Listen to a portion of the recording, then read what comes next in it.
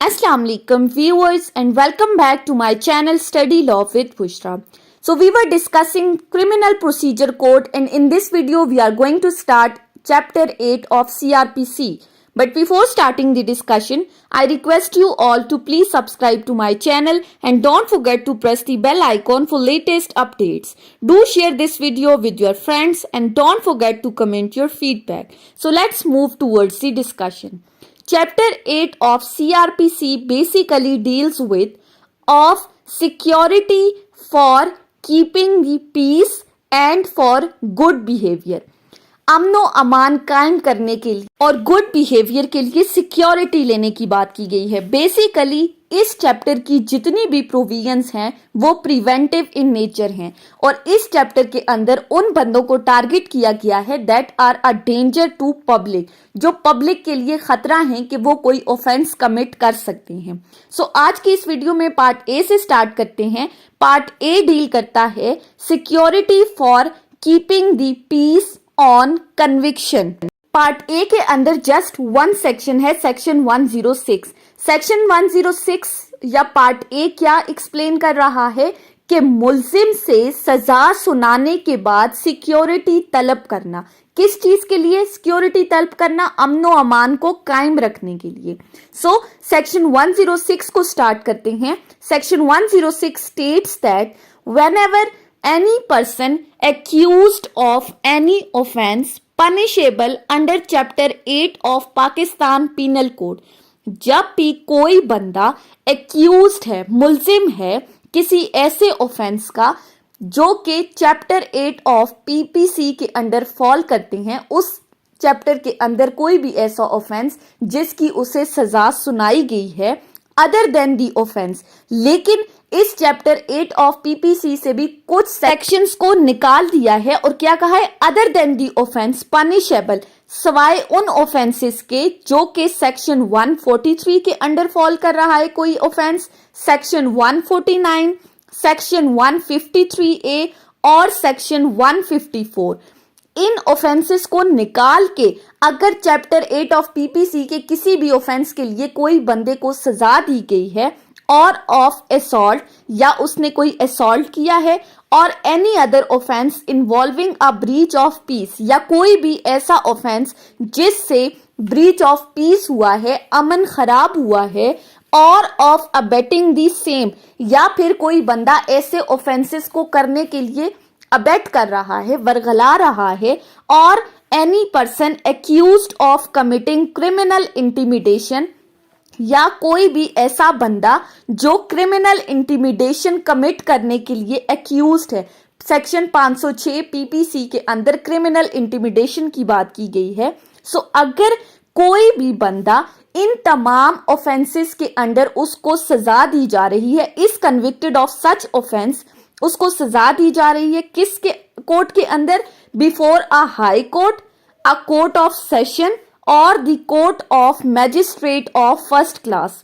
High court के सामने, session court के सामने या फर्स्ट क्लास मैजिस्ट्रेट की कोर्ट के सामने अगर उसे सजा सुनाई गई है तो अगर and such court is of the opinion, और इन तमाम कोर्ट्स में से अगर कोई कोर्ट ये समझती है that it is necessary to require such person to execute a bond for keeping the peace, कि जरूरी है कि इस बंदे से अमनो अमान कायम रखने के लिए बॉन्ड एग्जीक्यूट कराया जाए, खतरा है कि इससे सोसाइटी को कोई नुकसान हो सकता है और इससे बॉन्ड लेना जरूरी है, सच कोर्ट में मेक अ वर्ड यूज हुआ है.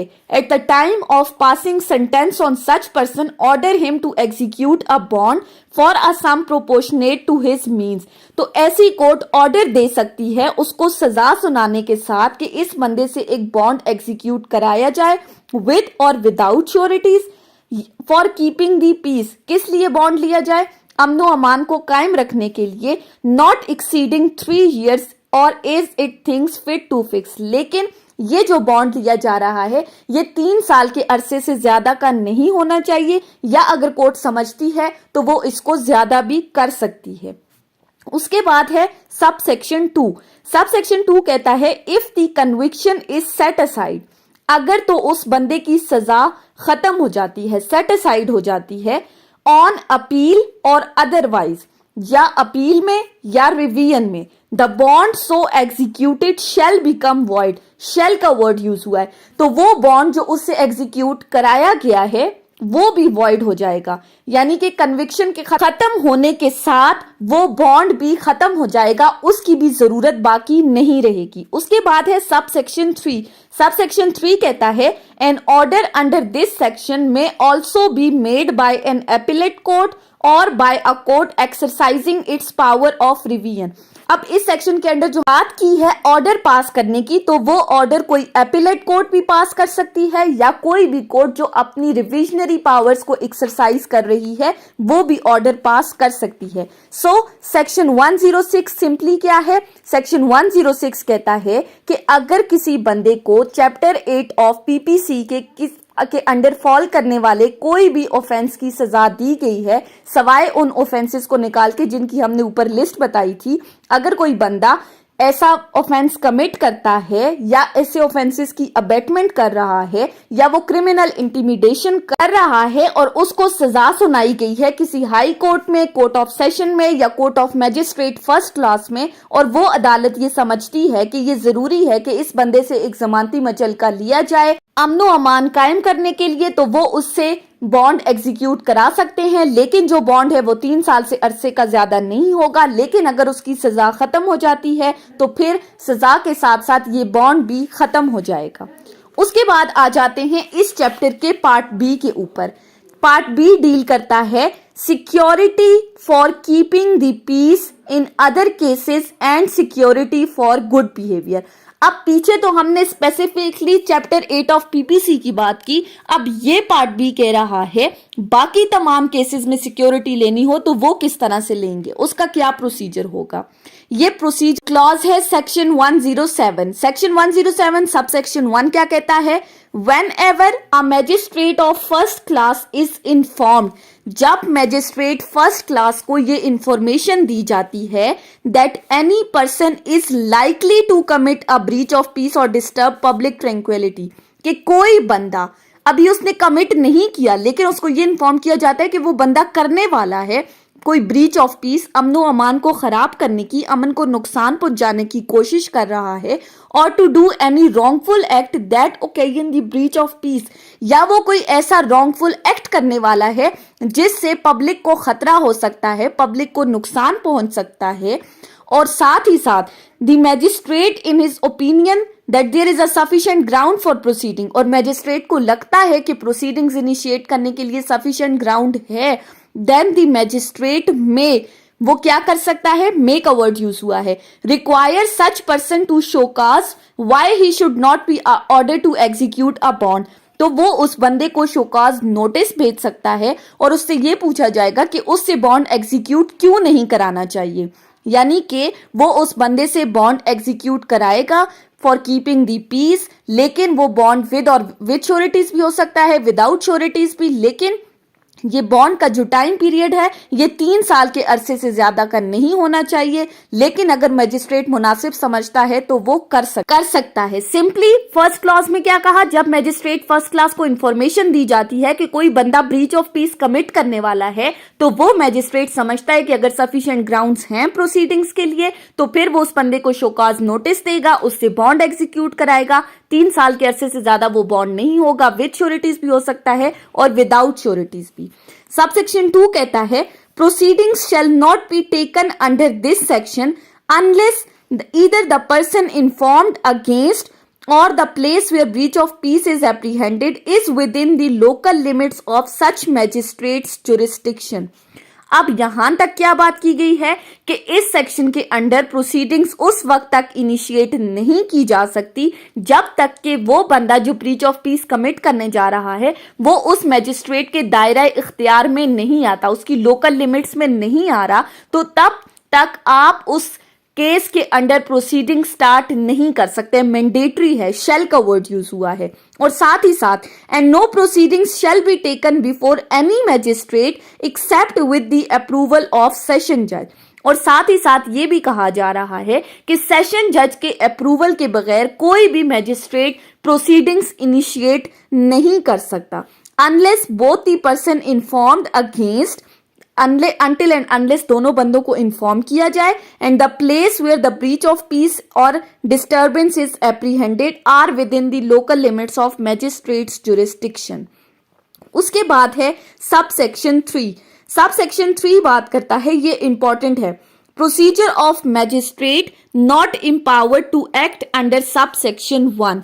अब जो हमने फर्स्ट सब क्लॉज में पढ़ा, मैजिस्ट्रेट फर्स्ट क्लास को जब इंफॉर्मेशन दी जाती है, इस क्लॉज में ये कहा गया है कि अगर मैजिस्ट्रेट एम्पावर्ड नहीं है सब सेक्शन 1 के अंडर और कोई बंदा ब्रीच ऑफ पीस कमिट करने जा रहा है तो तब क्या प्रोसीजर होगा। सो when any magistrate not empowered to proceed under subsection 1 has a reason to believe, उस magistrate का ये reason to believe है that any person is likely to commit breach of peace or disturb public tranquility or to do wrongful act that occasions a breach of peace, और उस magistrate को लगता है कि कोई बंदा ब्रीच ऑफ पीस कमिट करने जा रहा है, जनरल पब्लिक को उससे नुकसान होगा उसके किसी भी रॉन्गफुल एक्ट की वजह से, and such breach of peace cannot be prevented otherwise than by detaining such person in custody। और उस मैजिस्ट्रेट को यह भी लगता है कि उस बंदे को और किसी तरह से रोका नहीं जा सकता सिवाय इसके कि उसको अपनी कस्टडी में लिया जाए। तो ऐसी सूरत में सच मैजिस्ट्रेट में अब उसकी डिस्क्रिशनरी पावर है, वो क्या कर सकता है, after recording his reasons issue a warrant for his arrest. वो मैजिस्ट्रेट इस बंदे के खिलाफ अरेस्ट वारंट इशू कर सकता है अपनी रीजंस रिकॉर्ड करने के बाद कि वो क्यों इसके खिलाफ अरेस्ट वारंट इशू कर रहा है, and may send him before a magistrate empowered to deal with the case together with the copy of his reasons। तो वो इस बंदे को कंसर्न्ड मैजिस्ट्रेट के पास भेजेगा। कंसर्न्ड मैजिस्ट्रेट कौन है, जिसकी हुदूद में, जिसके जुरिस्डिक्शंस के अंदर वो केस फॉल कर रहा है, उस मैजिस्ट्रेट को भेजेगा और साथ ही साथ वो रीजंस भी बताएगा कि इसकी डिटेंशन क्यों जरूरी थी।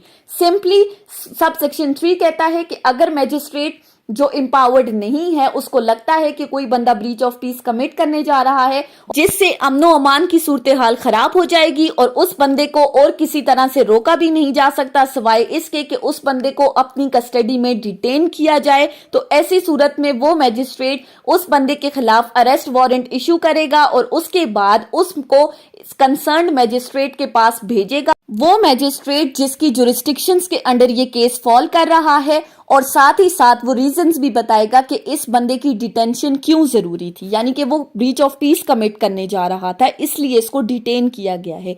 उसके बाद है सब सेक्शन 4। सब सेक्शन 4 क्या कहता है, अ magistrate before whom a person is sent under sub section 3। जो कंसर्न मैजिस्ट्रेट के पास हमने ये बंदा भेजा है अपनी रीजंस के साथ, में यहां पर भी मे का वर्ड यूज हुआ है, इन हिज डिस्क्रिशन, वो अपनी डिस्क्रिशनरी पावर्स को यूज करते हुए detain such person in custody pending further action by himself under this chapter. वो उस बंदे को तब तक डिटेन कर सकता है जब तक इस बंदे के खिलाफ फर्दर कोई एक्शन नहीं लिया जाता, यानी कि उसकी डिस्क्रिशनरी पावर्स हैं वो कर। याद रखें यहां पर मे का वर्ड यूज हुआ है, शेल का वर्ड यूज नहीं हुआ। सो ये थी हमारी आज की डिस्कशन सेक्शन 106 और 107 के ऊपर। ये बहुत ही ज्यादा इंपॉर्टेंट सेक्शन थे इसलिए मैंने इनको सेपरेटली डिस्कस किया है। नेक्स्ट वीडियो में हम सेक्शन 108 से स्टार्ट करेंगे। सो आई होप आपको ये लेक्चर समझ में आया होगा। अगर आपने इस वीडियो को अटेंटिवली सुना है तो अगर आपको ये वीडियो अच्छी लगी है तो इस वीडियो को लाइक करें, कॉमेंट करें, चैनल को सब्सक्राइब करना ना भूलें और ज्यादा से ज्यादा फ्रेंड्स के साथ शेयर करें। Thank you so much for watching. Till then, अल्लाह हाफिज।